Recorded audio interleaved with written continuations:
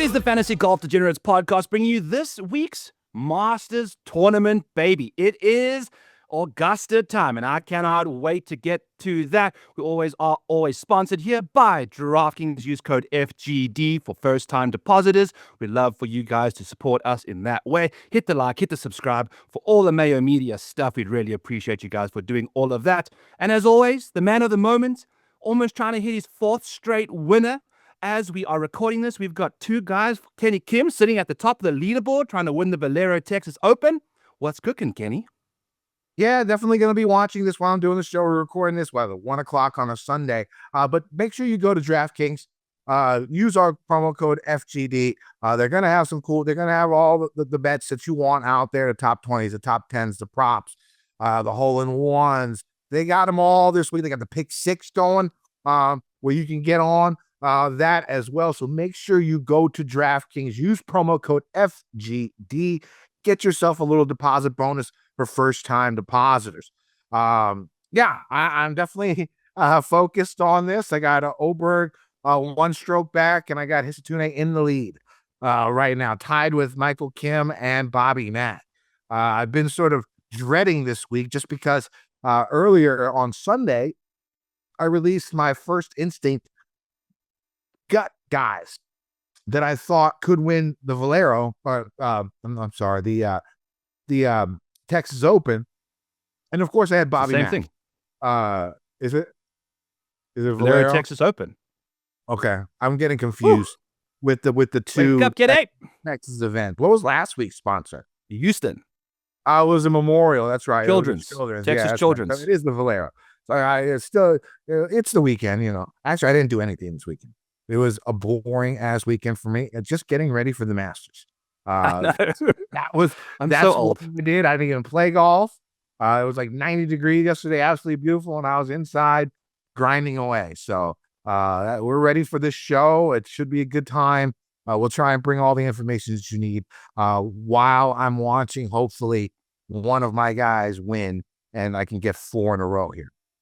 Let's go. For those of you that are new to the show, hit us in the comments below with who you think is going to win this week's Masters. There are only 91 golfers playing right now, so there's only going to be, we'll go for 2. If you comment below and let me know who's going to win this week, the first 2 people to tell us who's going to win the Masters get 2 free months into the Model Maniac Patreon. We don't know who the winner is for the Valero yet because we don't have that tournament finished yet, because the weather is, Harry Potter's wreaking havoc with lightning bolts all over Texas right now in the San Antonio area.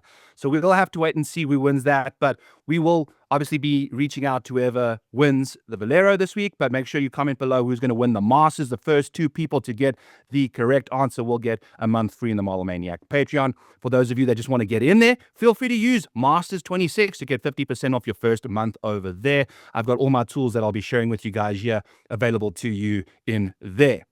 Kenny, the Masters, baby. Let's just dive right into it. I love the Masters week.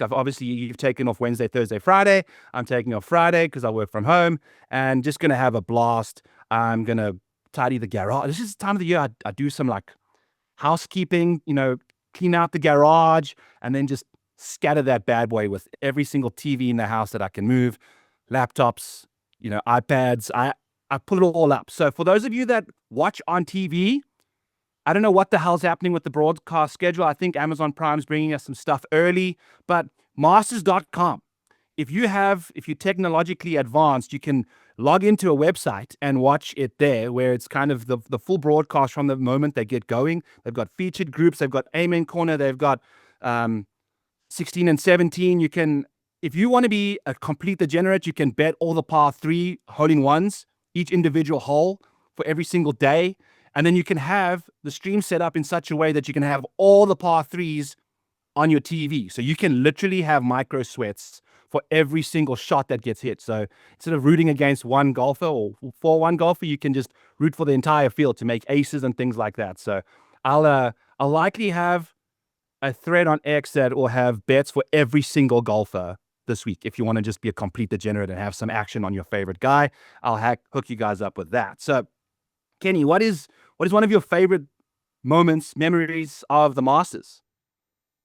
I mean, there's so many. right? I mean, there's so many amazing moments. I mean, you look back, you got Rory last year with that 3-wood around the tree. You got Tiger winning in 2019. Um you got Tiger's ball on the chip rolling with a Nike symbol, right? You go back a little bit farther. You got Greg Norman choking in 96. You got Freddie Couples, somehow his ball staying dry on 12 in 92. You go back farther, you got Jack Nicklaus in 86 with that putt, that he made better than most, or yes, sir, whichever one it was. One of the ones where Vern went ahead and did his thing with an amazing call. But in my opinion, and there was an article written about this past week by Brendan Horath. No, it was Brendan Quinn with The Athletic from the New York Times. And he talked about Shota and Hideki and Shota's moment when he bowed to the course after Hideki won. It's an emotional moment for me, because what it shows in that moment is what the Masters truly means: the respect of the game, the respect of the course. And that little nod, that little bow that he did was just a memory, something that sticks in my head forever. It'll be my Masters moment because just that's what golf is about. That's why people love the sport, the respect of the game, the honor, right? And that little moment just showed every part of the game of golf, which is enjoyable, which is good for everybody, which is why golf is such a great game for the youth, for old people, for everybody.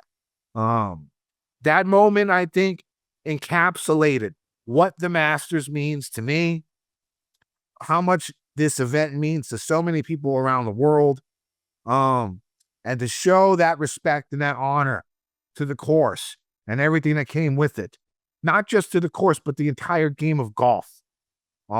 Personally, I think that is my favorite memory of Augusta all time.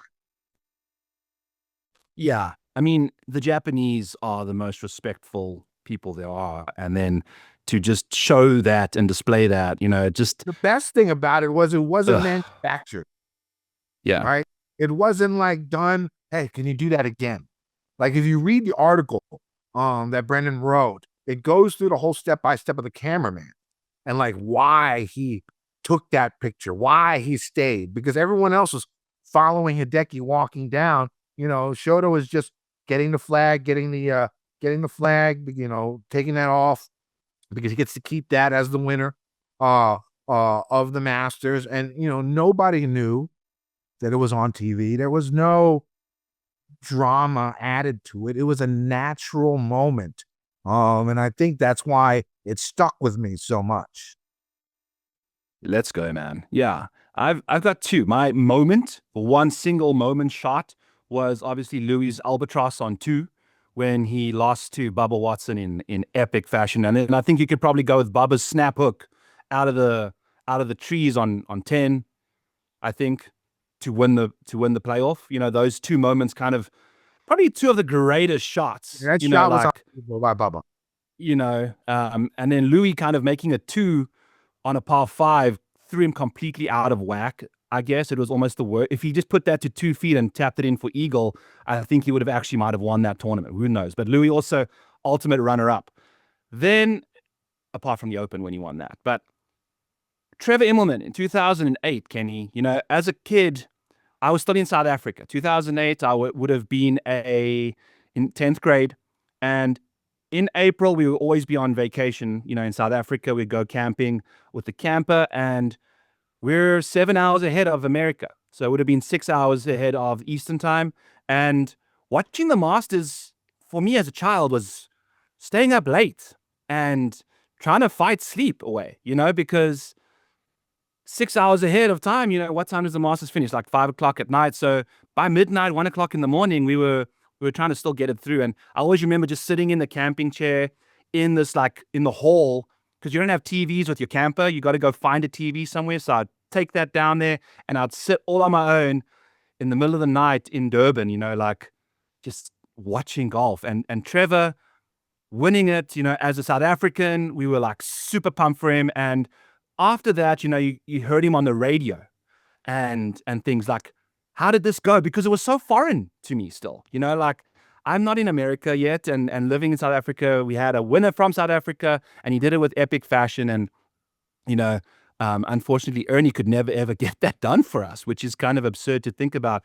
Not seeing Ernie as one of these historic major winners at Augusta every single year is truly baffling to me, But this golf course just had his number. I think he had one or two close calls, and that's it for Ernest. But shout out to Trevor, 2008, really inspiring those short hitters around the world to get it going. And then before we went live, yeah, Kenny, we were chatting about Trevor and Mike Weir and Zach Johnson, kind of all these short hitters, wedge aficionados, kind of doing their thing around Augusta and how that's kind of changed. Like I was taking a look at Brian Harmon's stat profile. I just don't think he's got a chance this week. He's just not long enough, so it's kind of crazy to see how the course is like, transformed over the years since 2008, which is almost 20 years ago now. I mean, it's gained at least 200, 250 yards in distance since then. Yeah. But yeah, I mean, it's sort of changed to longer hitters and stuff like that, more elite guys. You don't see the random winner at Augusta anymore. You don't see even Mike Weir and all them they were still solid players. Even back then, top 20 players in the world. I think you got to go all the way back to Willett to find somebody who wasn't like in the top 25. And he might have been close into the top 25 when he won. It's not like he was like really far gone. I got a quick question though. What do you think about McIntyre? What do you think about Oberg and guys of that ilk that are playing right now? It looks miserable. It looks cold at the Valero. Again, we're recording this Sunday afternoon. And they're going to have to play 36 today. If Oberg or Bobby Mack win this event, do you give them a chance next week? Or even if they... Do you think this is too much golf for them, or to get ready? This is not the appropriate way to get ready for Augusta. What do you think about these two guys? Because I mean, that's what we're watching it right now, and I really need Oberg or Hitotune to win. But what do you think about them next week? Well, one of them I've got a future on. I'm not going to tell you who, but it's yet. I don't know. I almost hope that they just finish second in playing good golf to finish second kind of thing. I don't want them to have won the damn thing, because how often does a winner the week before? I mean, we've got a couple guys we will be trying to do that, because we've actually seen like Cameron Young. The last time he played was when he won the Players, which feels like forever ago. Like Woodland, all of them. Woodland, all of these. We've got multiple people who won in their last start.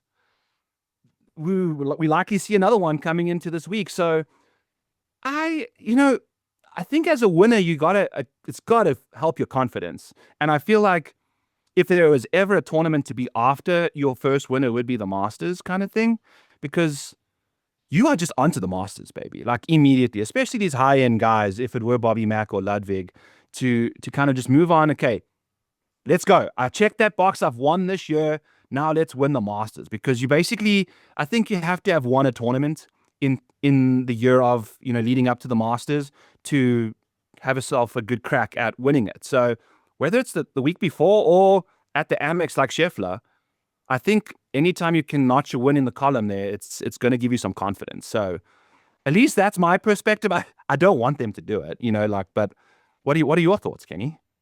The problem I see today is it's looking like in the next hour and a half, it's 1:30 Eastern Standard Time right now. It's looking like in the next hour and a half, it's going to get bad weather-wise, that they'll probably have to stop again. I hope I'm wrong. If they finish, that'd be great. And I don't think you'd have to worry about anything if they just go out and finish on Sunday. If they play to Monday, that's when I sort of start worrying. Because it sort of interrupts what their plans were, how they were going to go about prep for the week. And I think that can cause a problem for some guys who are used to routine, who have a set way of doing things, who know exactly what steps they're going to take when they get to Augusta, how they're going to practice, how many practice rounds they're going to get, how many holes they're going to get, how much range time they're going to get. I feel like a lot of these top dogs have that laid out already prior. They know what they're going to do. They know what's expected and how they're going to go about training and practicing in the week of. And I think if it goes to Monday, it's going to be a problem. That would be my worry. If it gets to Monday and we got Oberg and Bobby Mack out there, that's when I would think about a fade. Now, if they could finish on Sunday and get it done, these are younger guys. I don't see it being a problem. But if it gets to Monday, I think that's when we can see an issue. And I did like your point about having to have a win prior. If you look at the last 4 years, it's literally been the best player the first 3 months of the season that has won. Rory had a couple of wins. I know he had one in Europe, at least one in the United States before his win last year. And then Scotty the year before was doing his thing. Rahm had 3 wins, before he won. And then Scotty was doing his thing in 2022 as well. So to me, it looked like he was the best player going into Augusta at one Augusta the last 4 years. Who do you think is the best player on tour the first 3 months? It's not Scotty. He's neither been playing well. It's not Rory. Who do you think it's been? I have my 2 that I have in my mind, but just saying those names and next to Masters winners, I don't know. It'll be tough. Yeah. I mean, we're in the, if you're answering the name with like Jacob Bridgman, that's like Danny Willett-esque in a way, where it's tough to kind of even say that because I don't think Bridgman's made a cut in a major, yet he's not finished outside the top 20, I don't think, in a single tournament this year, won the Genesis Invitational, held off a charging Rory with a blind putter, and, is playing fantastic golf. And the same could be said for Goddard, who's won the Sony, who's won the Waste Management. But really, his only best finish this year in a Siggy was, I think, 18th. So has he shown up in the biggest moments yet? We don't know. He's won twice, though, the Waste Management. Siggy, so I think that's kind of what gives him the tiebreaker, in my opinion, is the quality of field that he beat. The best player in the field is Scotty. Also make an argument for Cam Young and Matthew Fitzpatrick. Cam won the biggest event so far. He won the most prestigious event so far. So I think you could put Cam in there, and I think Fitz, the way he's been playing, with his iron play, with his ball striking, and stuff like that, I feel that he's somebody that could be put on that list. But there is no surefire number one, like there has been the last 4 years. And I don't think it makes the Masters more wide. I don't think it makes the Masters wide open per se, because it's not. In my opinion, there's 12 golfers that I think can win this event, and I'll list those out here later on. But I'm gonna hijack you, Kenny. Huh? Do you think the answer comes from not the PGA Tour? I mean, if you take a look at Bryson, he's won the last 2 starts. Yep. He's a pedigreed golfer, right? Yep. I'm showing those listening now. I've got my screen up here for the Model Maniac Patreon models. I've got the lead-in form for all of these guys. I have, the PGA Tour events up top here, but I've also got the dates because I'm not going to list all the different, names for all these tournaments. But if you see Bryson, he wasn't playing in the Valspar. He obviously won in South Africa over here. He's got the 2 wins and a third at, back in Feb. So he's playing fantastic. I think my answer wants to be Patrick Reed, who's got a first, a second, a first, and a 10th, along with the 29th this year on the DP World Tour. So I think the answer, because again, I think the strokes gain that people are looking at are true strokes gain from the various different, tours. The weaker tours on the DP don't have as juice, but you play the cards you get dealt, you win the tournaments you play in. Reed can't play any PGA Tour events, and I think the way he was playing to start the year absolutely could have won on the PGA Tour for sure, especially places like Pebble, places, little, Valero, Valspars, those kind of spots. So it would be interesting to think, but maybe the answer's off the board, I think, for the PGA Tour. Maybe we can. I think you might be right. I think you Yeah. might be. So maybe we will see the same thing happen this year, because I think I think Rahm's been playing the best. He doesn't have 2 wins, but he has 1, 3 runner-ups, and a 5th. Right? Yeah. Yeah. So personally, and if you look at the data golf and the adjusted strokes gained, he is number 1. Yeah. When it comes to all the tours, Rahm is number 1, and he is my pick to win. I have 2 that I'm going die hard for this week, and he's definitely one of them. So maybe this sort of angle is going to happen again this year, because we've seen the last 4 years, it's been the best players that have been playing the best leading up to the event have won the event. Yeah. And maybe I'm not thinking the right way, and I have to think about the other leagues as well, and maybe this type of narrative sets foot again this year. It literally just came to me when I pulled up the model. I wasn't thinking about anybody from elsewhere, because we're just so engulfed in the PGA Tour. There's three tours that are predominant that are going to be playing this week: DP, Live, and the PGA. So I think it's interesting with Rahm, Kenny, because I did a couple of write-ups, in the Discord, and player profiles. I kind of pop in their guys' recent form, Masters history, major history, and then my kind of Maniac manifest, where I kind of just put that all into some words for you guys. And Jon Rahm, obviously, like you mentioned, leads in the total strokes gained for the year adjusted wise. He's got 1 win. It was over Harold Varner and Thomas Dietrich. Those. Now, you got to win the tournament, you got to win. But those second place finishes, it's so interesting, because he should have won in Adelaide, to be honest with you. He probably should have won the other, winning is a skill, it's a habit kind of thing. We'll see, because it's been an eternity since Rahm's had a top 5 in a major as well. You can play fantastic, you can be a fantastically good golfer and rack up strokes gained. Trying to get over the edge is hard sometimes. I don't know. It's going to be a fascinating thing. Obviously, you know how to pick winners. Rahm is in great form. So, yeah. Where would you say the answer is now, then, if we've expanded our player pool? If we could expand it out, it would probably be Bryson or Rahm. Yeah. Not Reed? Would be the 2, probably. I just haven't seen Reed do too much recent. But he hasn't, and Liv, what has he done in Liv the last couple of tournaments? I don't think he's done that well. Well, it was DP World Tour. So he started off early. I was in the beginning of the year, yes. Yeah. So, and, I don't think going to India and getting your dick kicked in around the DLF, which is one of the hardest courses in the world, which they played last week. Playing that 2 weeks before the Masters is not going to help you, I don't think. You got to pick your poison. So we'll see, and I'll be chatting a lot about Patrick Reed later on in the show. So anything else we want to chat about before we dive into what we can expect from Augusta this week, Kenny Kim? Oh, let's get to it. And I'm seeing these Augusta commercials on TV, and it's getting me hyped. But let's get to it. Let's get to the course for this week. I mean, the thing about it is everyone knows the course, but we'll still go over it anyway. The one thing I will say is I would hold off on making your bets until Monday for outrights. There's usually going to be a reshift. Personally, I think numbers aren't that great. I remember last year I bet a couple before the Monday reshuffle. And the numbers that I bet were worse.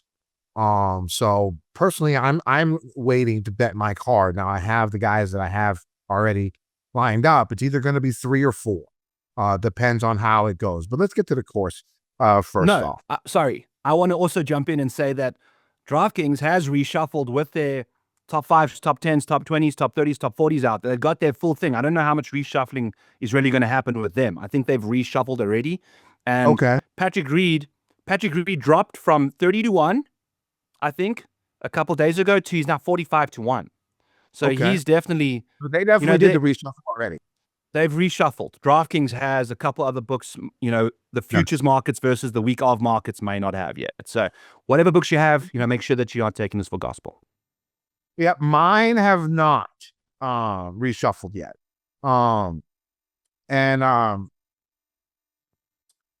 Because I'm more than likely I'm only betting the top of the board outside of futures. And so I want that 3 place. Yeah. Outright, so I can get juice, so I can stay within my budget, even though the budget might be a little bit more. It's the majors. We'll see how it goes. I might go, just full 8 units instead of 7, and just go from there. But I have the guys that I want to look at in the betting segment. We'll talk about that here shortly. All right, but let's get to the course for this week. The first major of the year finally upon us. As the top golfers in the world, a few amateurs and a few old head golfers who have won this event and who have an unlimited pass to play this event. This send on to Augusta National Golf Course for the Masters. You can hear the piano playing in the background. Jim Nance is your friend. Azaleas are in full bloom. And the members of Augusta think it's a good idea to have limited TV coverage. Now, you all know the deal. It's awesome other than the TV coverage. And even that has been getting a lot better here. Masters.com. Yeah, Masters.com. in the last decade or so. They added the Masters app. They have the prime coverage starting at 11 o'clock, a little bit earlier than normal. Of course, we talked about the many memorable moments that have happened at this event. It's a fun event. Sort of the rite of spring. And it gets everyone involved, and it should be a fun week. Augusta National Golf Club, 7,500 plus yard, par 72, 4 par 3s, 4 par 5s. The par 5s are where the majority of the scoring comes from, as they are the 4 easiest holes on the course. And the 6 par 4s over 450 yards are where golfers will need to hold on to just try and save par. There have been a couple of changes the last few years. The main ones have been on the 13th and the second holes. They added 35 yards to the 13th hole a few years ago, new tee box. The window to hit a good drive there shrunk. 13 routinely one of the easiest holes on the course. But with these changes, it has made it a little bit harder. Though there will be plenty of birdies still on this hole. The people who it sort of hurt are the people who hit cuts off the tee. The hole is in the shape of like a banana with a huge right to left dog leg. With the window to hit a good drive being so narrow, it might be tough for golfers off the tee who hit a cut to hit that fairway. But it's not something crazy. It's still one of the easier holes out there. They also added like 10 yards to the par 5 second hole, moved the tee box. Again, another easy par 5. It really hasn't changed too much of the scoring. They did change something this past year. I forget what hole it was. They added another 10 yards to the course for this year total. Now, let's see. Some other impacts that have been happened the last few years. They decided to go old school and eliminated some of the rough that had been added in certain areas over the last decade. It sort of mowed it down a little bit. This could have a big impact as some bailout zones off the tee will now have a short grass, which in turn will make wayward shots go even more wayward. Another thing about adding the short grass and eliminating some rough is that there will be some more spin on the ball from these areas, which used to be rough. The rough has actually helped golfers on holes with huge false fronts because the lack of spin kept balls on the green instead of rolling off the front of the green into the collection areas. This will now be more prevalent, and I think it'll make around the green play a bit more important than it has been the last decade or so. The fact that the weather is dry also making the greens firm and fast. We're going to see firm. We're going to see fast. The weather looks good. It does not seem like there's going to be that much rain, right? And so I do think because of that, around the green play is going to be paramount this week. Now, off the tee, golfers are going to see tree-lined fairways with above average width, bunkers and landing areas, and light rough. The fairways are heavily undulated and usually lush. So even though they'll have some roll, it won't be like U.S. Open events where dry conditions can make the ball run out like 50 yards or more. If golfers miss the fairway and hit into the trees, they're going to have to deal with approach shots from the soft pine straw, which is always tricky. Water will also be on play on a few holes on the back 9. On approach shots, golfers will see greens that are above average in size, but of course that's misleading. First off, most of the greens slope heavily from back to front, which makes hitting approaches under the hole important. There are also so many slopes and contours in the greens that they will be playing much smaller. Golfers will have small aiming points on approach shots to actually get the ball close for birdie opportunities. Also, because of how firm the greens are, it makes the correct landing spot that much smaller. Most greens are elevated and are shaped like an upside down bowl along the edges and have little or no surrounding rough around them. So many balls will be left in collection areas around the greens, which are always tough to get it up and down from, or bunkers. Now, unless the course gets hit by an extreme deluge of rain, which I don't see happening, the course should remain firm and fast. And even if it does, Augusta has the premier sub-air machinery for drying conditions. The greens are bent grass. They'll be fast. Stick meter rating of about 13.5 or more. Bunkers and collection areas surround almost every green with water surrounding a few holes. Byron, what are you looking for? Boxes need to be checked this week. Yep, we'll get to some box checking. I just wanted to mention, as we chatting about the ergonomics of, Augusta, or the agronomics of Augusta. They mentioned that they cut the rough, the fairways a little higher than most places because Augusta's so slopey that if they cut the fairways as short as they did in other golf courses, we would see like Kapalua stuff where everyone's hitting from the same like low point of a fairway, where they really want to emphasize hitting off side slopes and things like that. Or Augusta, they keep the fairway a little more fuzzy, not like rough, but a little more fuzzy to keep the ball from rolling down a slope at like stagnant pace, which is really cool. A little nuance that makes Augusta even more difficult. You don't see it that much on TV, but it's a slopey course. And being able to adjust your shots, which is why I think Bryson has typically struggled at a venue like this because of all the different angles that he's had to adjust himself with when hitting shots. So we're going to dive into some boxes for Byron's situation over here. We cannot just tied the lead. Oh, he just tied the lead, baby. Oberg and Hitsune tied for the lead. Boys. Going 4 in a row. Going for 4 on the trot is Kenny Kim as we get into some box checking over here. I've got my summary tab. I'm not going to be using this to check all the boxes, but if you download the model from the Model Maniac Patreon, you can use this as like a nice summary situation. We've obviously got the best Masters finish here since 2018, your best major finish, your best finish in 2026, your last 4 Masters, last year's major finishes, and then we're going to be taking a look at run-in form and your percentage of rounds that you have, finished inside the top 5, top 10, top 20 in majors. So before we do that, I also want to just double confirm with you guys that we have got the DP World Tour, we've got LIV, we've got the PGA Tour. It's difficult to compare golfers across those 3 different tours on how they're playing coming into the tournament. And majors are mental, in my opinion. It's the most mental of the 4 tournaments, along with the Ryder Cups, where it's like the Olympics. It's like World Cups. Like you get only 4 chances a year to win a major. So having the right mindset and having the belief that you can win a major is like important. So what I like to do is use major data to win majors. Like I don't use that much lead-in form or anything like that. I'm using what you've done in past majors because everyone's on the same course from the various tours. So you got no like data differentiation there. It's all the same venue. And as a result, I think it's worked out quite nicely for me in the past. So I'm going to share my screen again with you guys one more time and take a look at, there is this little cheat sheet that I have for you guys over here. I've said it many, many times on the show. If you want to win the Masters, you need a first or a second in a prior major in order to win the Masters. If we go back the last 13 or so years, only 3 guys have finished outside the top 2 in a prior major that have won this tournament. So 13 of the last 16 have finished first or second in a major beforehand. And then if you want to go all the way back to 2000, I think it's 20 of the last 26 major winners have finished second or better in a major. So you can kind of take a look there. In 2022, that's Scotty.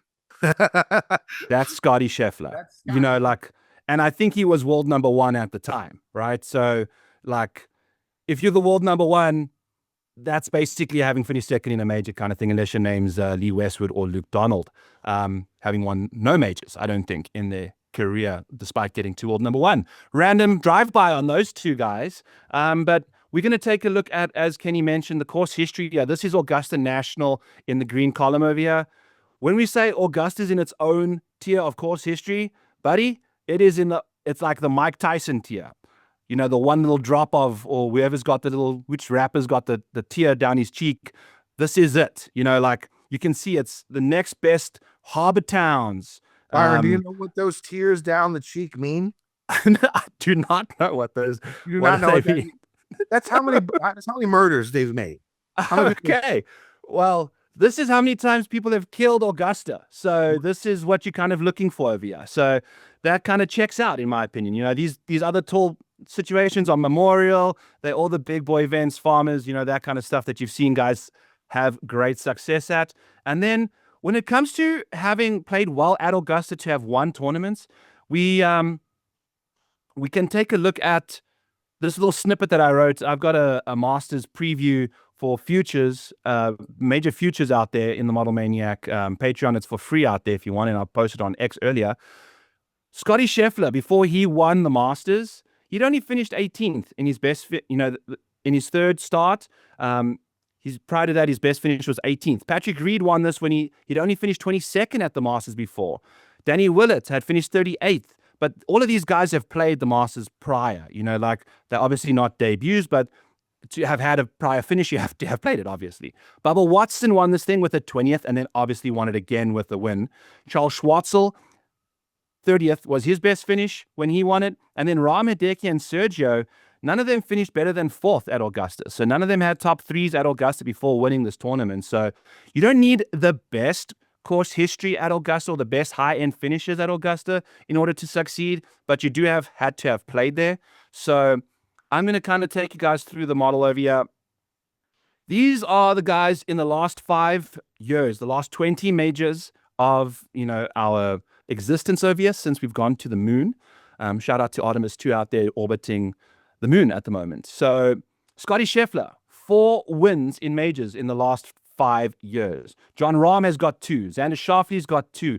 Colin, Fitz, Rory, Brooks, Bryson, JJ Spahn, Hideki, Wyndham Clark, Brian Harman, Justin Thomas, and Cameron Smith all have major wins in the last 5 years. Those guys could potentially win the Masters again this week. Then we can go over to major finishes over here. I'm going to kind of just, you know, walk you through all the different tabs that can give you different answers, but basically the same thing.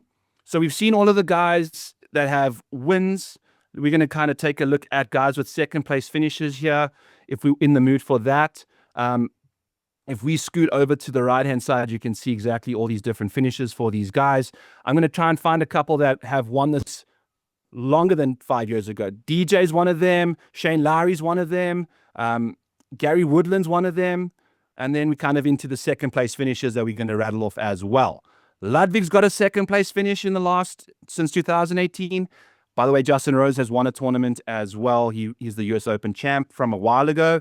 Sungjae Im has a second place finish in the last couple since 2018. Tommy Fleetwood, Spieth, Jason Day, Cameron Young, Victor Hovland, Robert McIntyre, Harris English, Sepp Straka, and Davis Riley has a second place finish at 2025 PGA Championship. So wild stuff over there, but these are your guys that are likely going to win the Masters. You know, you just have to have a second place finish. There are a couple names, some honorable mentions like Chris Gotterup, who has a third at the Open last year.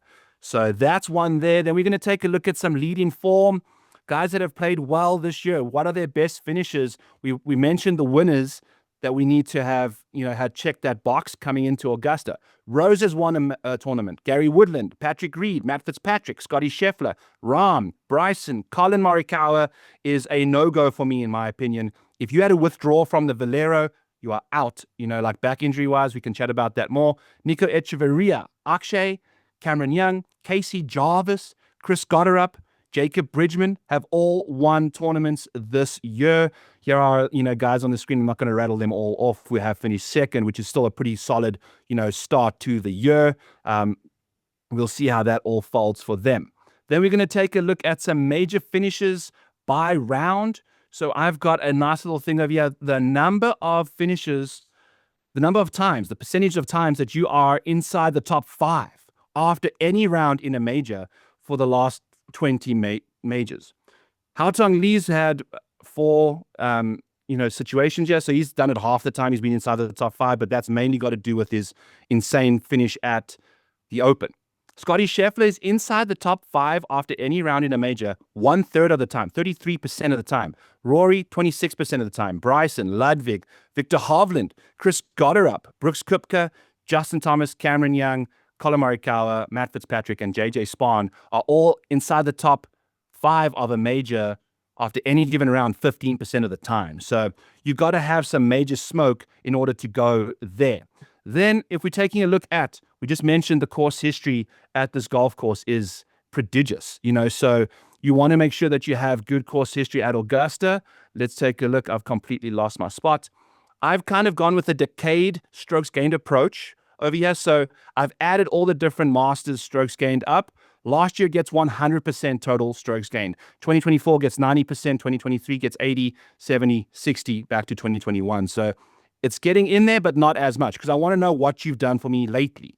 2021 solid finish isn't going to really blow my skirt off, So if we're taking a look at Masters strokes gained, if I add all those up together, some of the top names over here are Scotty Scheffler, Colin Morikawa, Patrick Reed in 3rd over here, John Rahm, Xander, Decky, Ludwig, Tommy Fleetwood, Rory McIlroy, Cameron Smith, Justin Rose, Shane Lowry, and Victor Hovland are your top names in that department. So those are going to be kind of the boxes that we're checking over here this week. I think it's going to be very important to make sure that you have got those second place finishes. I've got them all in the cheat sheet for you guys over here. I've got the recent form for you. I've got the most recent majors and all of those kind of things. So there's everything you could wish for under the sun for you in the Model Maniac Patreon. Use code MASTERS26 to get 50% off your first month. Speaking of promo codes and sponsors, we want to dive into here. A quick word from DraftKings.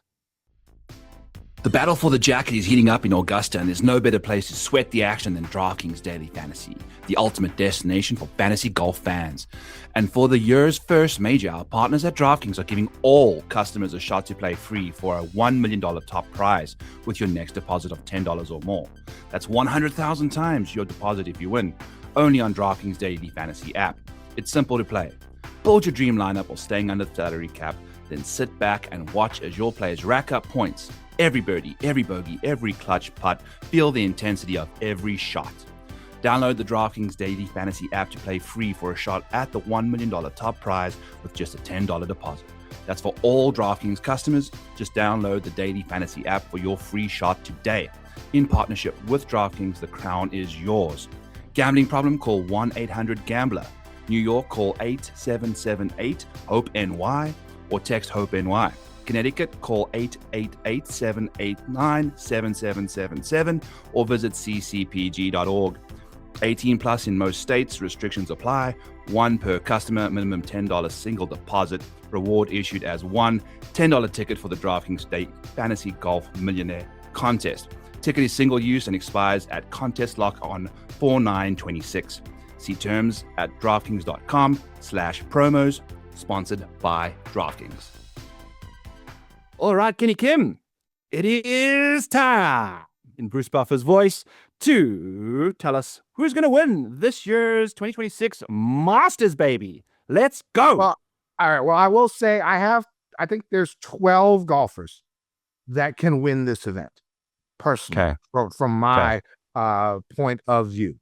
I'll list them out. Here's who I think can actually win.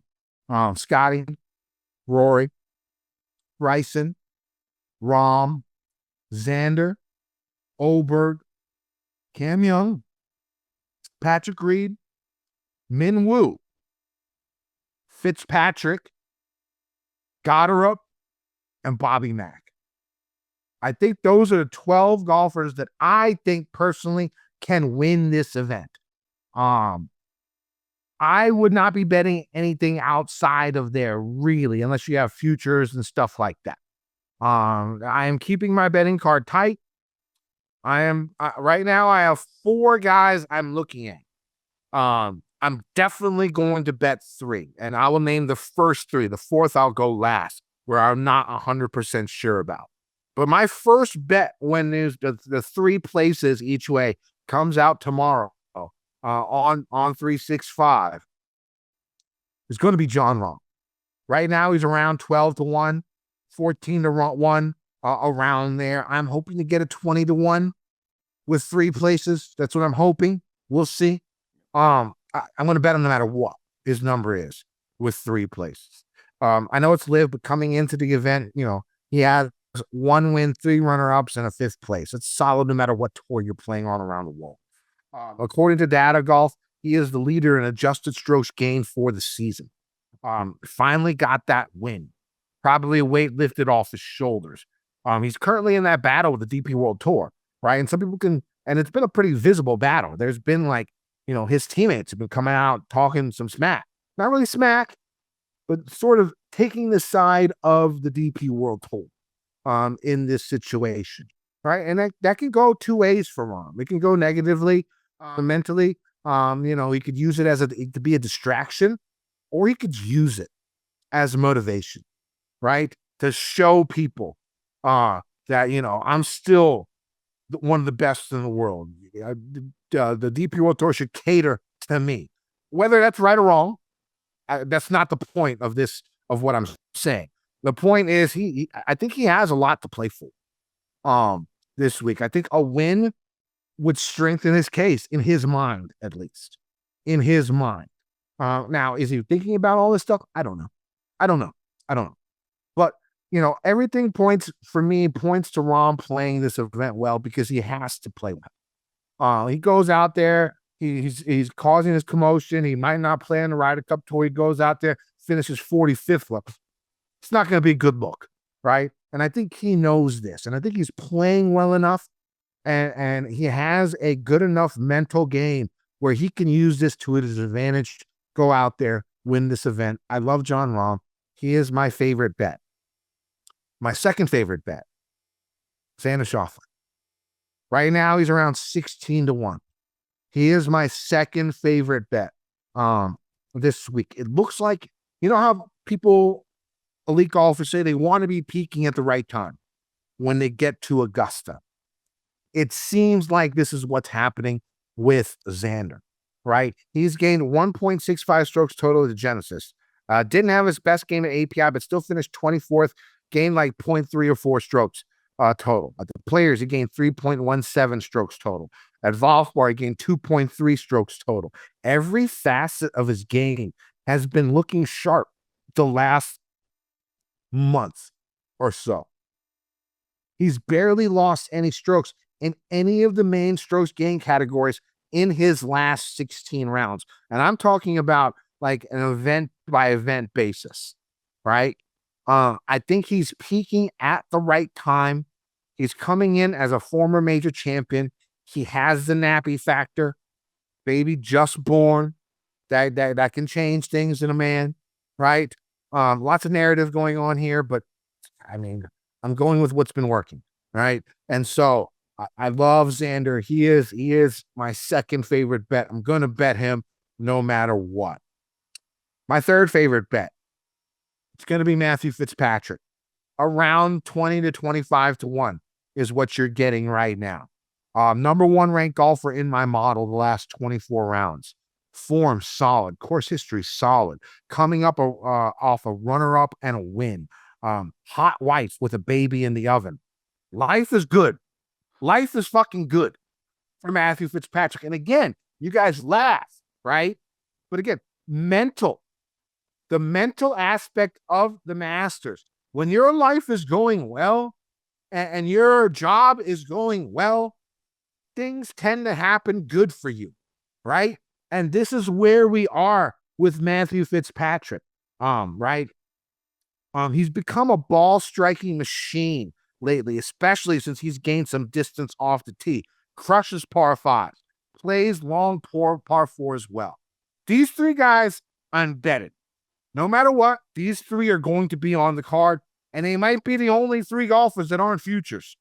Just depends on the numbers, because I have a 4th, and my 4th bet could possibly be Cam Young.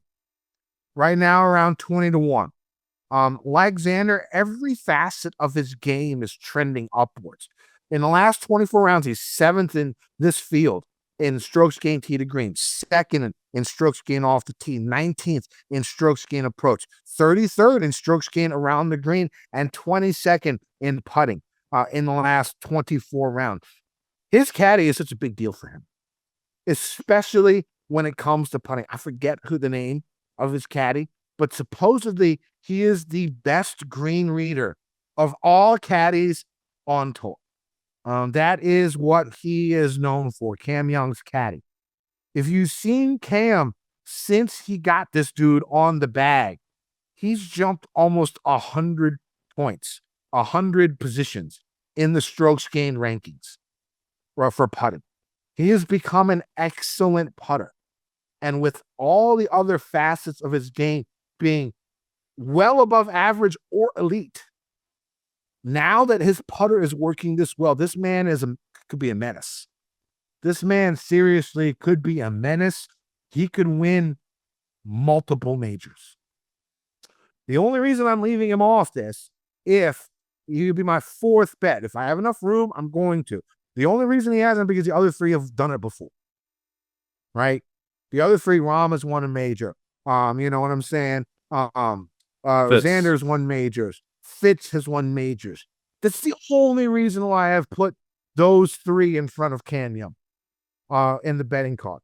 I want to bet Cam. If I can get him and not have to spend 9 units to get these guys on my card, I'm going to put him on my card. I have 2.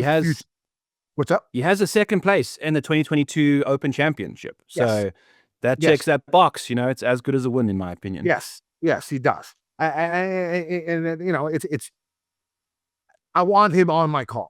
We'll see if it happens. My complete card will be out Wednesday night, like usual, with all the bets. But if you're listening to the show, you know, and you like these guys, get these numbers on Monday or on DraftKings now, right? Go on DraftKings now and get these numbers, or wait until Monday on your book that hasn't readjusted and get those numbers on Monday, because these are going to be popular guys. And you know what? I don't care. I haven't cared in this streak that I've been on, right? I'm just playing guys that I think can win in my head, and I think these are the 4 best guys that I think can win. The 2 futures I have is going to be Goddard 50-1 and Adam Scott 75-1. Goddard, you know, he's a debutante. It's unlikely, but I get 8 places on both of these. It's 50-1 with 8 places. I think the 8 places is definitely live for Goddard. Definitely live for Goddard. Yeah. And if he can go out there, I've said this before about Chris. Why I think he's going to be an amazing player is because what we've seen from him so far in this little streak in the last year is that he can win on any type of course. Like, it doesn't have to be driver heavy. It doesn't have to be positional golf. It doesn't have to be links golf. This guy, it doesn't have to be, you know, this guy is won at Sony. This guy is won at one of the driver heaviest courses on tour, Waste Management. He's won on a faux links course for the Scottish, right? He's won on blustery coastal conditions twice, like Sony and the Myrtle Beach one that he won, or whatever one that was, right? I think this guy's going to be a stud. I would not be shocked if he breaks the debutante curse. I would not be shocked. And I am confident enough in his abilities that he's in my cash game lineup. And this is a debutante. Doesn't really happen for me that often, but I am confident in Goddard's game. Adam Scott, #1 iron player on tour in the last 24 rounds. Ball speed getting up, trying to be like Gary, right? Can he win? I don't know. 8 places? I think it's definitely live. So my card right now, definitely Jon Rahm, definitely Xander, definitely Fitzpatrick, probably Cam Young, And then we got the two futures, Goddard and Adam Scott. Who you like this week? Let's go, Kenny. I'll kind of double down on the guys that you've spoken about so far. Oberg and Satane just took the lead by themselves. One tied for first by themselves. How far ahead? Go. Let's fucking go. Well, you know what? I'm not even going to give my outrights because Kenny's going to go for 5 in a row. Yeah, it seems that way. Drive for 5, still alive at Augusta. That would be sick. That would be sick. That'd be very sick. You guys are probably listening to this with like heartbreak, and these guys have lost. Yeah, that's probably what's going to happen when you guys are listening later on. Okay. Right now I'm hyped. All right. Right now I'm hyped. Well, Kenny just had a brutal loss there at the Valero, but we can go for 4 and the last 5. Mike can cut this however he needs to, and then we go from there. Just kidding. Xander Schauffele, you mentioned, Kenny, is sensational when it comes to major golf. If we take a look at what he's got up to in majors, I'm going to share my screen with you. You can find a Xander Schauffele top 20 in all 4 majors in 2026 at 7-1 at Bet. And I think other 365 places have the same kind of thing at 7-1. Him and Scottie Scheffler have had 16 top 20s in the last 20 majors. And the only major in the last, I think, 15 or so was the PGA Championship, where he got green miled. He finished 28th. Outside of that, if we take a look at what Xander Schauffele has been up to in the majors over here, take a look at these major finishes. 7th, 12th, 28th, 8th win, 7th win, 8th, 17th, 10th, 18th, 10th, 15th, 14th, 13th. Xander Schauffele in the majors is a complete menace. He's been 8th, 10th, and then he missed the cut at the Masters, 3rd, 17th, and 2nd. So only one of his last 7 Masters appearances, he has finished outside the top 20. So it's just absolutely a no-brainer to go to Xander. His recent form, you've got 3 top 10s and a 24th at the API. So he's playing fantastic golf. By the way, as you can see on the side of the screen, I've put, all sorts of notes and stuff for all these different golfers for the Masters, so you can see all of that stuff. Here's John Rahm's screenshot, blah, blah, blah, blah. If you're looking for John Rahm in majors, top 10 markets is the way to go. By the way, I'm actually going to share a different screen here quickly because I think I wanted to share this and I didn't do it with you guys. If we want to take a look at some placement bets at the Masters, I've got, the Masters pulled up here. The last 6 years worth of the Masters, here are the best top 20 bets playing in this field. Scottie Scheffler has checked this box. He's finished inside the top 20 every single time he's played, but no one's going to be betting Scottie Scheffler minus 600 to finish top 20. Like maybe as a parlay piece or something like that, go for it. Patrick Reed, 5 of his last 6 Masters starts, he's finished inside the top 20. So we'll be going to him in that market. I think there's a plus 124 out there for a top 20 on Patrick Reed. He's the next best top 20 bet in the last 6 years at Augusta. And, he's basically cashed that 5 of the last 6 at very similar odds. Plus 124, ties paid in full at DraftKings right now. He can finish T19 with 10 other people, and you'll get your full payment back. So that's exactly what you're looking for. Shout out to DraftKings for having those ties paid in full. Colin Morikawa is next up. He's cashed 5 of his last 5 at Augusta with top 20s. Xander, as we've mentioned, we've got all these fantastic finishes as well. Sungjae, Corey, Ludwig, Cameron Smith, Justin Rose, Hideki Matsuyama, Cameron Young, and Mac McCarty in his debut finished top 20. Those are guys that have all had, at least more than 2 top 20s. Some of the worst bets you could have made in the top 20 market over the last little while. Rory McIlroy. If you've been trying to bet Rory McIlroy for a top 20, he's only cashed at 3 of the last 6. And when he's lost those bets, it's been at minus 300, minus 400, minus 200. You are losing a lot of moolah in that department. So be careful what you're getting up to. Bryson has typically had some bad results. JT, Victor Hovland, Adam Scott, Brooks, they all had really high odds in that department. So you can kind of go through all of these different tools. We can take a look at the top 10s. Patrick Cantley's one of the worst top 10 bets at this situation because it's just been 6 straight non-top 20s at the Masters, despite being plus 250 to plus 150 in those markets. I think he's in the plus 300s this week. Dustin Johnson also, it's been quite poor for him since he won in 2020. He's kind of struggled there. So that's kind of where we're going to be going. I've always spoken to you guys about Patrick Reed. We have a future on him at 90 to 1. I bet that in the article that I put out there at the beginning of the year. There's 45 to 1 right now, which I still think, we mentioned, I think he was at 30, 33 on DraftKings prior to the reshuffle. Now he's 45 to 1. So go and bet that. I've bet the Lindeque ladder for Patrick Reed is up, baby. We're going to go Patrick Reed all day. I think we're going to get the top 5 at plus 670. We're going to go the top 10 at plus 290, and then that top 20 at plus 124 on DraftKings. Ty's paid in full. I bet 2 units on the top 20 for Patrick Reed. If we take a look at what he's done in this market, man, it is truly absurd what Patrick Reed has got up to.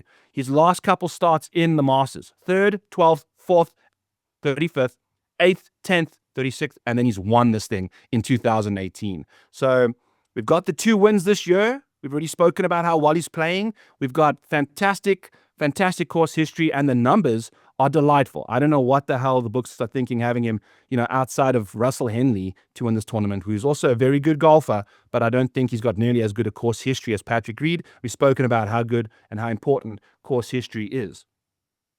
Ludwig Berg, grabbed him on the weekend of the Players at 22 to 1. I think there's plus 1800s, plus 1750s out there now. I'll still probably grab that too. I think Ludwig is primed to win this tournament. We've got a second place finisher in his debut Masters and his debut major appearance, where he's gained now, I think, 12 strokes on these Masters greens in 8 rounds. So he can absolutely get over the edge with the putter here. And we've seen the ball striking leading up to this. I think Kenny's watching Ludwig hit absolute piss missiles at the moment out in San Antonio. Ludwig just got the lead, just bogeyed the next hole. We're going to have to cut that out, Mike. We don't need any bad mojo in these bets. We just need good mojo. The thing with Ludwig is you're going to have to find yourself getting a good run down the back 9 in order to kind of, maybe he gets lucky and someone's leading ahead of him and he can catch that guy down the stretch. Who the hell knows? Maybe this is the last little bit of scar tissue he needs to kind of feel what it feels like to be in the mix, having just had that, like, your mind start going crazy a little bit down the back 9 of a tournament you're trying to win. He'll know how to feel again and how to handle those emotions in the next week. So I think at Augusta, that's absolutely the place for him to get his first major win. We don't have any other major top 10s for Ludwig. We'll be probably stat fishing him down the stretch for the other 3 majors. And I think the bogey. Yeah, you see, Kenny's talking shit about Oberg chipped in. I thought for sure it was a bogey. Chipped in. There we go. So to get back on track one more time for Ludwig, he had a putt to co-lead the Masters on hole 17 on Sunday last year and finished 7th. Had a really bad 18th hole. So there's like, he's been super, super close. I think the number's still very fair, playing fantastic golf. Let's see what he can do. There, yeah, Kenny. Just chipped in 2 holes back to back. See, short what do you need? You need short game. Check that box. Game. So let's go. Give me Luddy in that the party, and off we go running to the races. Then I'm going to go with the 21st ranked golfer in the world. He's English. Harris English. We had a double deuce in majors last year where he finished 2nd in 2 majors. Yes, they weren't competitive second place finishes, but this dude, the last 2 times he teed it up in the last 4 majors, 2 times he's finished 2nd. So we are checking those second place boxes. If you take a look at what Harris English has done in majors over the last little while, it's actually been insane. We've got a 12th place finish at Augusta in 2025 last year. It's the best finish he's ever had. And hilariously, I think there were 6 years in between his first 2 appearances at the Masters, then he didn't play here for like 6 years. And now in 2021, he finally showed up again and he's finished 21st, 43rd, 22nd, and 12th. So he knows how to play good golf here. He knows what to do in the majors. He's got those 2 second place finishes. And in the last 8 majors, he has made the cut in all 8 of them. You can get Harris English at BetMGM to find yourself a plus 400 for making the cut in all 4 majors. He's done that 8 times in a row so far. And if you take a look at his major track record before that, before the injury, when he had an injury back in 2022, 2023, I think, he was just rattling off made cuts as well. I've also laddered the all majors for a top 20 for H. I think that's 50 to 1. And then a top 10 is 250 to 1 to finish top 10 and top 20 in all 4 majors for Harris English. He's my guy that's like under the radar, super long odds. If you're in the mood, just go bet him 100 to 1 for all of the majors coming up. That's what his number is basically for all of them. So that's Harris English's situation. And then I'm contemplating a Bryson bet. I think is making too much sense in my opinion. 11 to 1. Maybe after some reshuffle, somebody drops a rogue, 12, 13, Bryson or Rahm's going to be in contention Sunday on the back nine. One of the two or both. Yeah. One of the two or both are going to be in there. And if you add Patrick Reed to that, I honestly think one of those 3 guys is like certainly in the mix, on a Sunday. So that's like, those are my gospel guys, which it's kind of crazy to think that the 2 superstars on the PGA Tour are not quite getting it done for us in that department, with Scotty and Rory doing their thing. So one more other bet for you guys. First round leader, Mr. First Round himself, is Justin Rose. If you go to the book Floating on the Rivers, you can get yourself 5 places at 40 to 1 for Justin Rose. We've had him be the first round leader at Augusta now twice. He's been inside the top 10 of a major after the first round. I wrote it up here. Justin Rose, 7 first round top 10s in the last 20 majors, or the last 19. I think he missed the Open one year. So he's been looking for a Justin Rose first round top 10 is the way to go. I'd want to bet him as well to win this damn thing, but at 36 to 1 is just that number is, oh man, it's tough. But if you're looking for a rosy top 20, he's finished inside the top 16 of a major, 9 of the last 19 majors. So Justin Rose top 20 is, I think, plus 120 out there, plus 125. Justin Rose is the guy to go for in that placement market because he's boom or bust. When he's not finishing inside the top 16, it's like a 36th or 45th, and then the rest of them are miscuts. So it's not ideal for Justin Rose. You're not looking for safety from him. You're looking for upside, in my opinion. All right, Kenny, let's dive into some blood, sweat, and DFS tiers for this week's Masters tournament, baby. Scotty Scheffler leads the top of the board at $14,000. Rory McIlroy, defending champion, $11,600. Bryson DeChambeau, $10,200. And Jon Rahm at $10K flat. We've never really seen the defending champ finish inside the top 5 the following year, apart from Scotty Scheffler. But Scotty Scheffler is literally a record breaker, a trend breaker, all of that stuff. So I don't think, in my opinion, I'll be rostering Rory at this point because the back injury, and then there's just too much stuff that goes on in a Masters. This is the first Masters Rory's won. I think he either comes out here and plays with fantastic vigor, with the weight lifted off his shoulders, or it's just overwhelming and just whatever. He's just like enjoying being there, wearing his green jacket. He was rocking the green jacket at the Anwar yesterday. So he's like living in the moment, and I think he doesn't give a shit what happens this week. He's doing his thing, and we've seen how inconsistent he has been at the Masters. That he's the worst top 20 bet you could have made in the last 6 years. So that's my opinion on Rory. I'm kind of lukewarm on Scotty. I'll probably be tinkering him in there with some of my other guys we chat about in the 7s. Heard if Meredith had the baby? I'd imagine so. I've not heard anything official. We didn't even know, really, that she was having a baby. So I'd imagine, he's just, if he shows up, I'd imagine, the child's healthy and well and doing its thing. Yeah, but I mean, have they had the child yet is what I'm asking. Because I know he 2 weeks ago, he withdrew because of Meredith. Yeah. I guess is pregnant. But we haven't heard anything since then. Is it possible she has the baby this week? I don't know. No.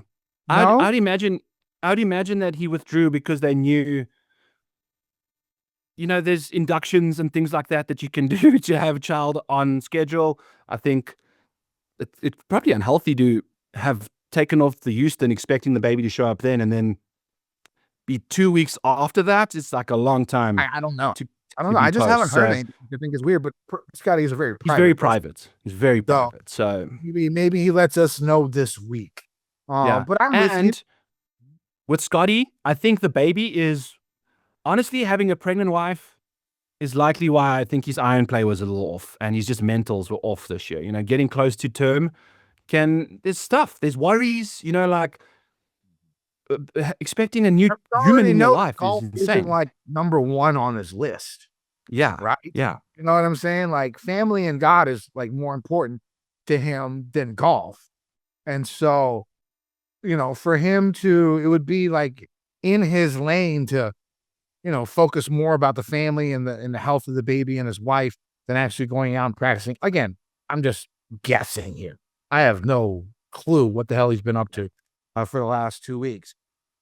One thing I'll say about these two guys is, I mean, I think I think Scotty's going to be, you know, still going to garner some ownership, 20% or so, maybe, you know, 15 or 20%. But I think it's possible you get Rory like under 15.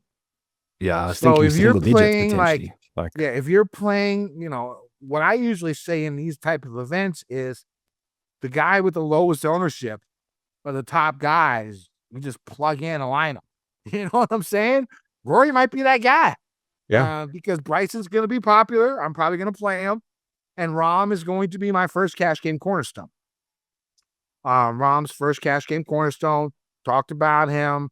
I don't expect miscuts. I think he's going to come out with ferocity and do his thing and try and get this W. And so I do like Jon Rahm as my first cash game cornerstone. Just moving down a little bit, my second cash game cornerstone is going to be Cam Young. Again, we talked about him a bunch. I made this lineup that I have when the pricing came out like 3 weeks ago, and I have not changed it. Now, I do have a cash lineup, B lineup. I'll give it out both lineups today. You guys can make your decisions on which one you want to use. But I'll have my cash game cornerstones. First one's going to be Rahm. Second one's going to be Cam Young. Again, Young has had success in majors in the past. He's playing excellent golf. The putter is the big thing for me. Having that guy, whoever, I forget his caddy's name, but having him on that bag, lining the putts up for him is such a huge advantage when every other facet of his game is so strong already. I love him. And of course, I love Kyle Xander. Sturbinski is Cameron Young's caddy. Kyle Sturbinski. Okay, supposedly one of the best green readers out there. Xander, talked about him in the betting segment. Consistency. Always shows up on majors. Looks like he's peaking at the right time. And of course, I, like you, love Patrick Reed. I know you'll talk about him in this segment here coming. Yeah, I mean, there's too much to chat about there, but I do want to say that I think Bryson is my guy in the 10K range at 10-2. You know, if I don't get to him in the outright market, he will be in a significant amount of my lineups. I just think, you know, he's got progressively better. And just to jump back on Bryson for the outright thing, he started off quite slowly in majors. I take a look at his like round by round stuff. Usually the first round, it takes a while to get the calculations in. You know, the data comes in for Bryson, and then he like mushes it around that giant brain of his, and then, you know, applies it to move forward. And if you don't like the number that he's at, you can dive in after round one potentially if he kind of gets off to a slowish start at some bigger numbers there. But Bryson, in my opinion, someone I'm going to be clicking at 10-2. You know, Jon Rahm and Bryson at those price points are going to be very, very popular. So I think, you know, we'll be playing both of them. Bryson a lot more than Rahm. And then at 9-8, Ludwig is my guy. You know, I don't know what the hell's happening in Valero right now either. What's the current situation? They're still both leading, Kenny. Tied for the lead. I think him and Hitatune are actually Hitatune just bogeyed. So Oberg is in the lead by himself going into the fifth hole. Mike Kim, Bobby Mack, Matt Wallace, Hitatune, one stroke back. My hustler play of the week. JJ Spawn, nice little call right there. He is two back. Let's go. Fucking JJ. Ludwig. Just makes too much sense here. Second and seventh, and that seventh was marred by a disaster. He three-putted the 17th, and then made a triple, I think, on 18 to finish seventh at the Masters in your second appearance. So he's going to put on a green jacket at some point at 9-8. That can easily be the start of a nice balanced build, in my opinion. And then you can click names like Justin Rose. You can click names like Cameron Young. You can click names like Xander Schauffele right after that, and then still have a very, very nice lineup. Patrick Reed at 9K is too value, in my opinion. I've got two guys inside the $9,000 range that are 5 ranking spots better in my model than DraftKings pricing, and it's Patrick Reed and Colin Morikawa. Now, if Colin Morikawa were healthy, he would be also, he's 11-1 to finish top 20 in all 4 majors, 11-1. But this back injury, the fact that you've just withdrawn from a tournament that you needed to tune up the week before the Masters, your confidence isn't going to be there, I don't think. We saw what Rory did at the Players. He finished 46th at the Players after a back injury. Rory's also got a back injury that was only a couple weeks replaced, so not his back, but the injury. And I think as a result, those two guys, you have to monitor the situation. See how many balls they're hitting on the range. See what the ball speeds look like at Augusta. I think we get that information this week, potentially. You can see, I think Bryson hit like 350 golf balls last year in a day, which is like absurd, So let's see what happens. Patrick Reed makes too much sense. Justin Rose is a fantastic boom or bust, and then Cameron Young as well. He I think has a 9th place here a couple years ago that should have been much better. It's when Rahm won. Top tens. The year that Rahm won, Cameron Young, the way he hits the golf ball, he doesn't play the greatest golf in wet weather. And when the rain came, that was the worst 9 of his tournament, to still finish 7th or 9th that year. And if we can just get nice, like dry conditions for Cam Young, I think that's going to be wonderful for him this year. In the $8,000 range, we've got Hideki, Victor, Matt Fitzpatrick, Bobby Mack, Brooks Koepka, Justin Thomas, Jordan Spieth, Shane Lowry, Tyrrell Hatton, Chris Goddard, and Sepp Straka at $8,000 flat. You just mentioned your Statfish / Hustler battle with JJ Spawn. God damn it, Kenny. I drafted so much JJ Spawn in best ball, and that first leg is gone now and doesn't have any JJ Spawns coming through. And now he's starting to show up for me. It's just like, anyway, carry on. Yeah, well, speaking of JJ Spawn, he was my Hustler Player of the Week last week. He's going into the back 9, a couple strokes back, in contention as a chance to win, so that's solid. So, Mike, go ahead and hit my music. Once again, my Hustler Play of the Week for the Masters is going to be Hideki Matsuyama. Now, he's been going on a little bit of a run here on Sunday, so it's possible that his ownership goes up a little bit more than I would like. But, he had a strong start to the year. Hasn't been as good as he was early this season, recently. The main reason is his driving. His off-the-tee play has been much improved in Blair. I think he's 11th in strokes gained off the tee so far after 63 holes. He's 16th in driving accuracy. If he can get that part of his game solid, his iron game's solid, his short game's elite, and his putting has been improved, right? I think hopefully, I don't know if we'll get the 4 to 6% ownership we saw in JJ Spawn last week, especially how Hideki is finishing this event. But maybe right around 10%, maybe right around 9%, you might be able to still get him at single digits because he's going to be surrounded by Fitz, who's going to be very, very popular. Reed, who's going to be popular. Cam Young, who's going to be popular. I don't know if there's enough mouths to feed ownership-wise for Hideki to get a run. So I do like Hideki. He is going to be my Hustler Play of the Week. I love Fitzpatrick this week. Again, talked about him during the betting segment. He is number 1 in my model, 1st in strokes gained tee to green, 8th in strokes gained off the tee, 5th in strokes gained approach, 2nd in strokes gained ball striking, 3rd in strokes gained par 5s, right? In the last 24 rounds. The numbers are there. His life is in a great, happy place.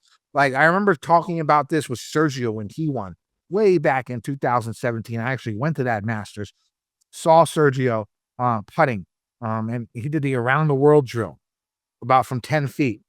And he made every single putt. I was like, if Sergio could putt like this, he can win. I put the money down. It was like my first major bet that I ever won. Was back then. Was Sergio. And he'd also gotten his life together. Right, he had just gotten married to the love of his life, the girl from Texas, stuff like that. He seemed like he was in a happier place in his life because you sort of, when you've seen Sergio before, he's sort of an angry guy, right?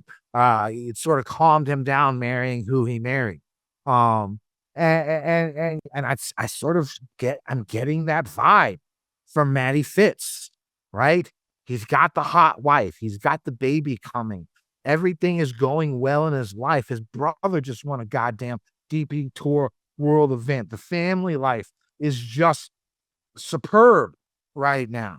And to have not worry about that, because we don't know what these golfers go through in their personal lives, right? But we have an idea of what Fitz is going through because everything seems like it's going pretty fucking swimming for him right now. Right? That's what it looks like that right now for him. That's the truth. And to have that no worry about anything except the golf that you're playing this week is such a underrated thing to have going into a major. And I think Fitzy has this. And I love Fitzpatrick this week. Not one of my cornerstones, but he's in my cash lineup, B lineup. He's going to be in a lot of GPPs.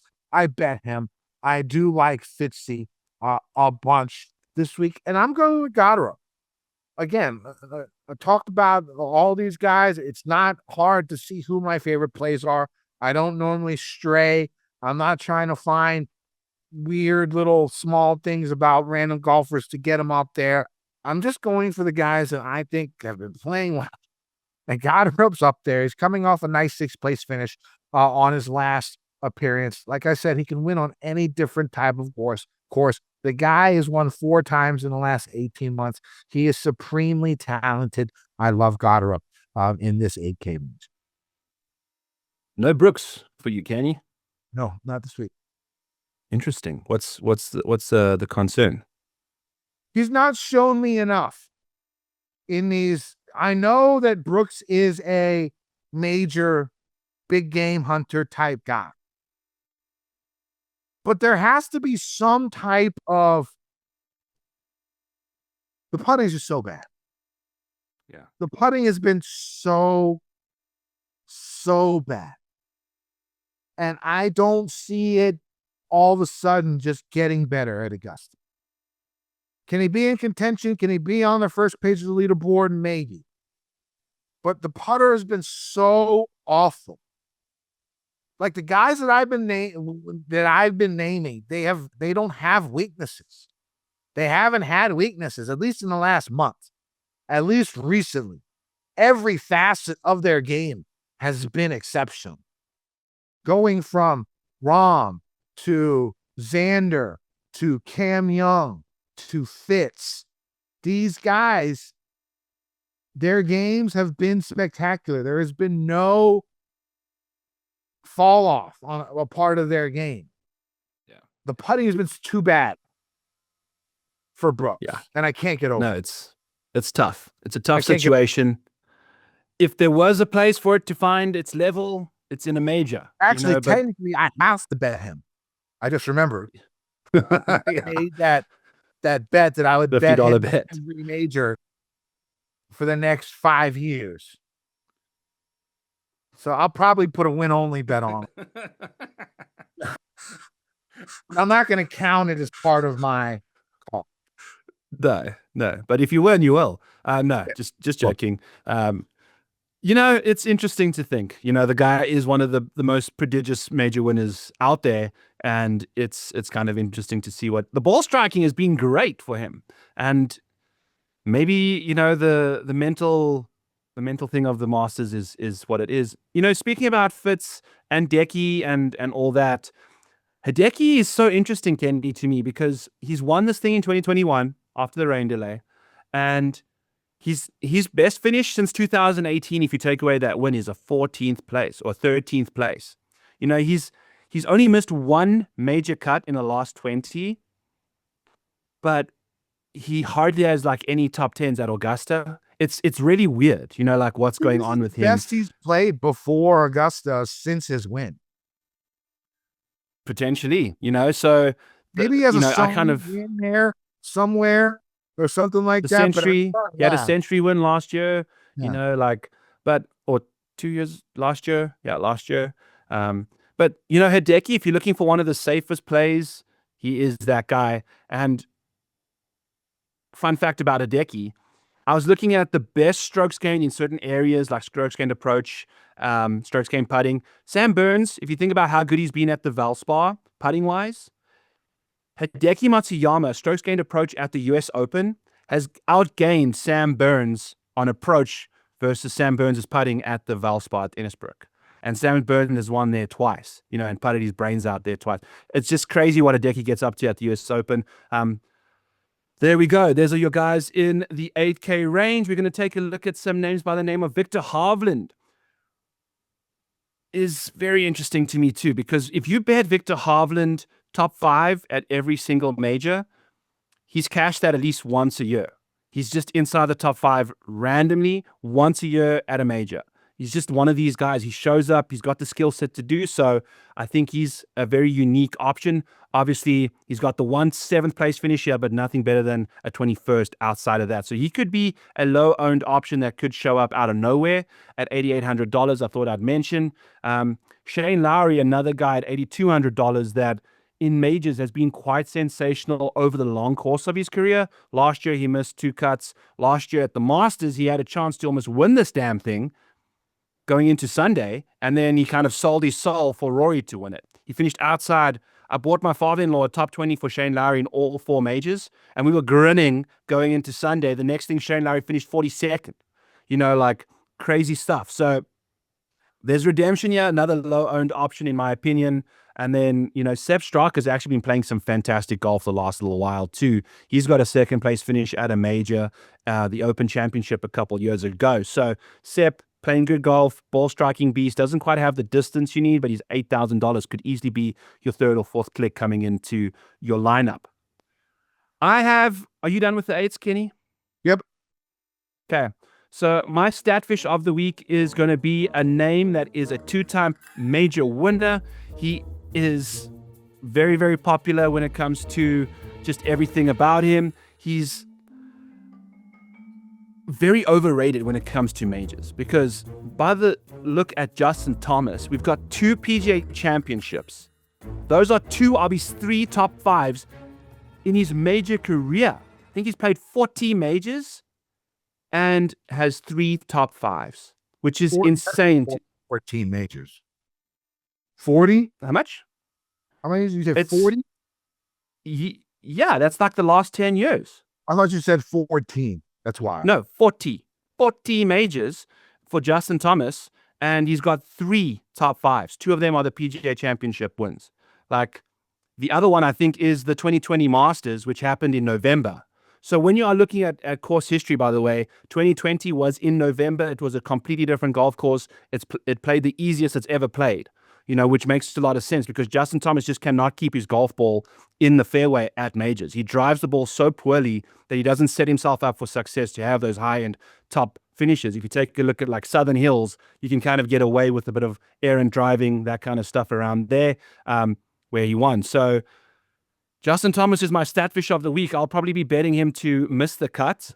If you take a look at JT, him and Justin Rose in the last 20 majors have missed the cut 8 times.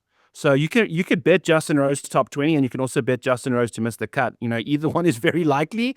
Don't bet him to finish inside the top 40. He's not a high upside guy. But Justin Thomas, he's only got 4 top 20s in the last 20 majors. Justin Thomas. You know, like, that is just not good enough for me at $8,300. I'll be leaving him alone in that world. Into the $7,000 range, Kenny, we've got Patrick Cantley, Russell Henley, Akshay, Corey Connors, Minwoo Lee, your guy, my guy, Cameron Smith, Jacob Bridgman at $7,400, Harris English at $7,300. Where are we going in this department? My final two cash game cornerstones. First, it's going to be Corey Connors at 7,700. Course history, the guy, 5 top 10s here in the last 6 or 4 top 10s here in the last 5 times he's played, and his form is good, right? I'm not going to overthink it. I'm just going to put him as my second lowest price guy in my cash lineup. Make the cut, top 25 upside. Sounds good to me. For Corey. My final cash game cornerstone is going to be. He never played the Valero, for Corey Connors. So I think he found himself playing way too good. And he's only ever won 2 tournaments, and they both came at the Valero. And those 2 Masters after his wins were cheeks. So I think he protected his Masters form by skipping the Valero this week. So I love that. I think Corey so Connors, actually. Yeah, that's what matters, right? I mean, that's what matters. Masters, the major. I like Minwoo as my final cash game cornerstone. When you look at Minwoo's numbers, he's 5th in strokes gained total this year, 10th in strokes gained tee to green, 6th in strokes gained off the tee, 52nd in approach, but his long iron play is always better than his wedges, right? And so that's what you're going to be hitting here at Augusta more often than not. 28th in strokes gained around the green, 27th in strokes gained putting. The numbers are there. He's had a 14th place finish here, I think, or in the past. He's had a decent finish here in the past, right? And so I like the way his game is currently trending. Again, looking for guys that are trying to peak at the right time, and it feels like Minwoo is in that zone. So my cash game cornerstones for this week are going to be John Rahm at 10,000, Cam Young at 9,200, Corey Connors at 7,700, Minwoo at 7,700. I am rounding out that lineup with Goddard and another favorite play down below, Adam Scott, at $7,200. Number 1 in iron play.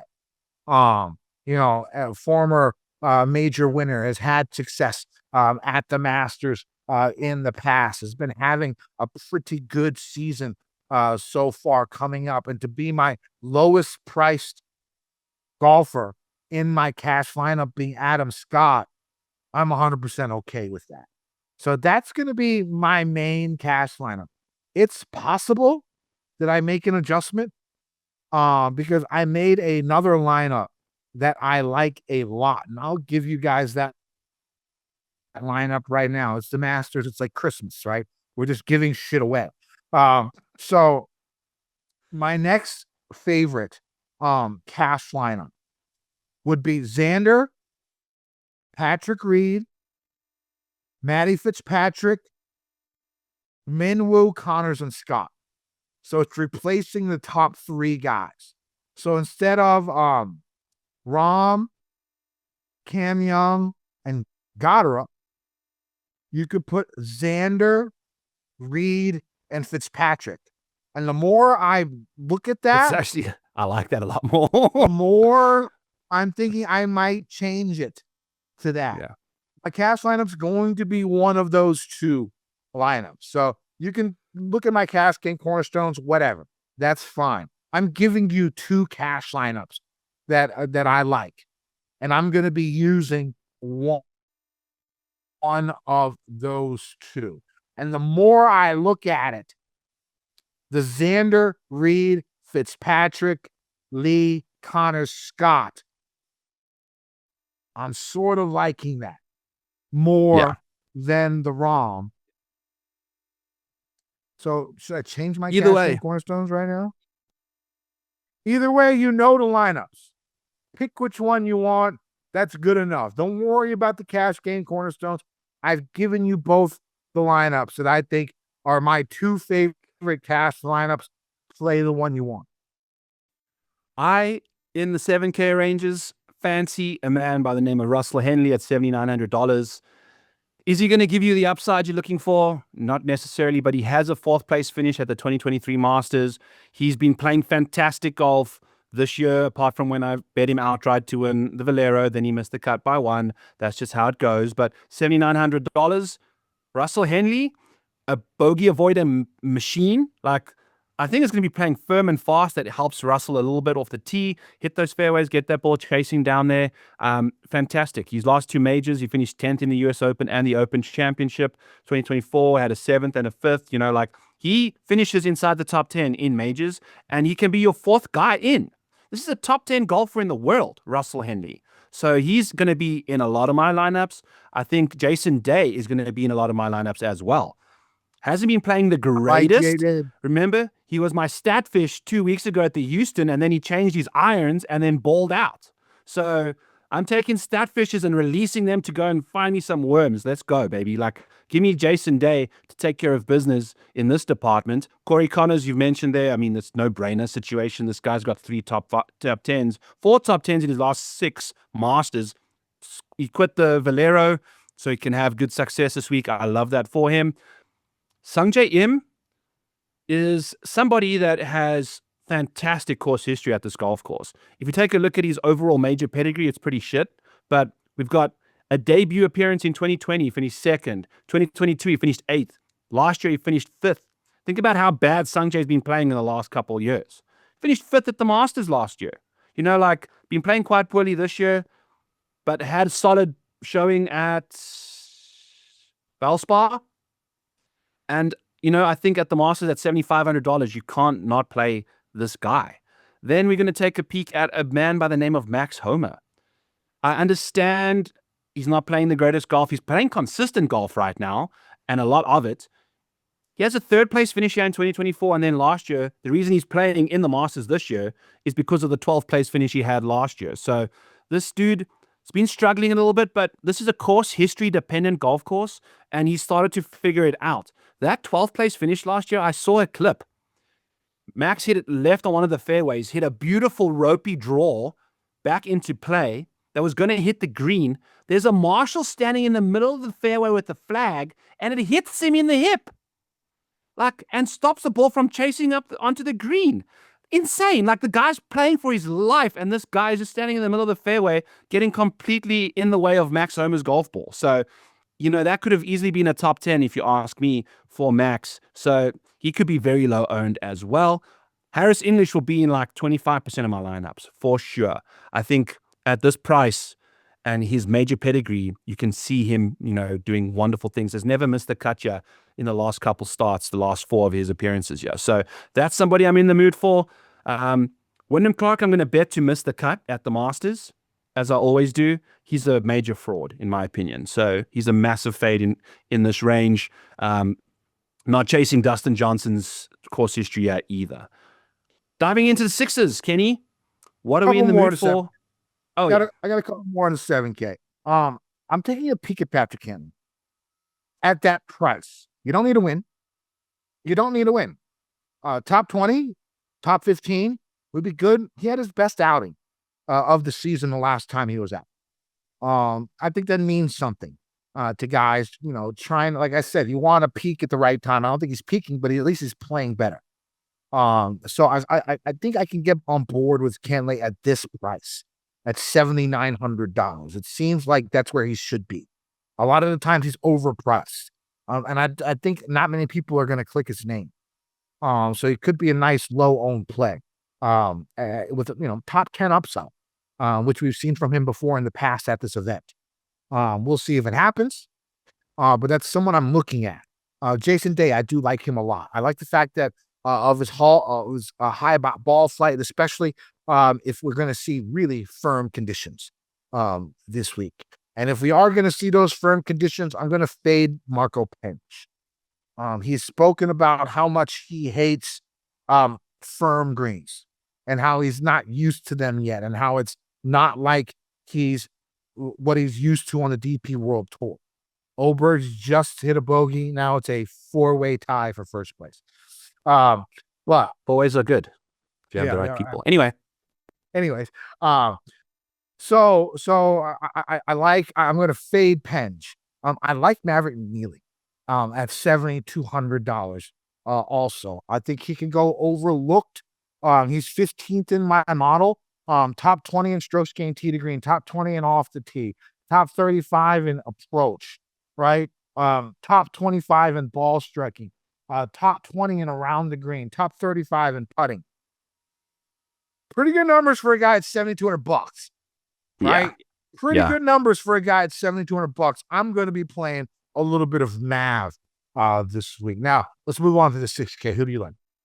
Ooh, do we want to actually take a peek at guys that are not in the field with the price yet? Yes.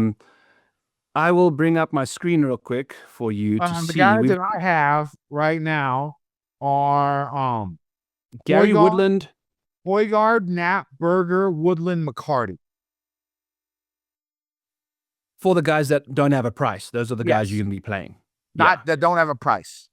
And the majority of these guys, if you're thinking, are going to be in the mid sevens to the sixes. Johnny Kiefer will be in the 6K range. Nico Echeverria will be 6K. Matt McCarty will be 6K.